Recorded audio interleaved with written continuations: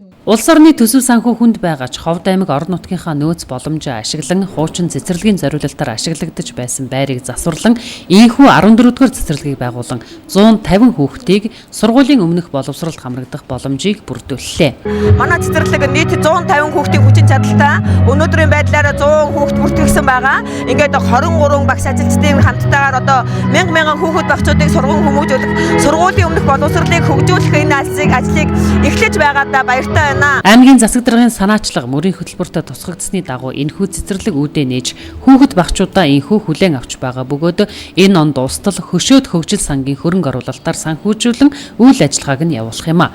Энэхүү ажил нь аймгийн засаг даргын үйл ажиллагааны 100 хоногт хийгдэж байгаа томоохон ажлуудын нэг болж байна. За энэ удаагийн цэцэрлэгийн төсөв санхүүгийн асуудал хүндрэлтэй байсан боловч бид хөшөөд сангийн мөнгө санхүүжилтээр үндсэндээ 100 сая төгрөгийг он дуустал санхүүжуулахаар ингэж аймгийн засаг дарга иргэдийн хурлын тэргүүлэгчтэй зөвшөлдөж шийдвэрлэсэн.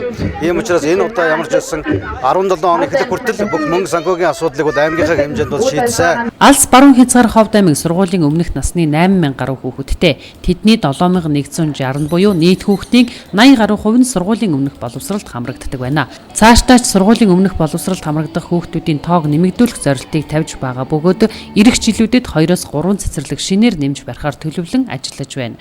Шинээр үе таалгаа нээж байгаа 14-р цэцэрлэг нь Ховд аймагт үйл ажиллагаа явуулж байгаа төрийн өмчийн 30 дахь цэцэрлэг нь болж байгаа юм а. Тэгэхээр сургуулийн өмнөх боловсролд хамрагдах хүүхдийн тоог нэмэгдүүлэхийн тулд зайлшгүй биднэрт цэцэрлэгийн хэрэгцээ байгаамаа. Үүнийг бас биднэрт бас юм боломжийг олгосон аймгийн засаг дарга галсан дондогтой бас баярлалаа. Жаргалан цумын 14-р цэцэрлэг байгуулагдсан үйл ажиллагаа явуулснараа сургуулийн өмнөх боловсрол хамрагдах хүүхдийн тоо нэмэгдэхээс гадна бусад цэцэрлэгүүдийн ачаалал багасах нэг нөхцөл бүрдэж байгаа юм а.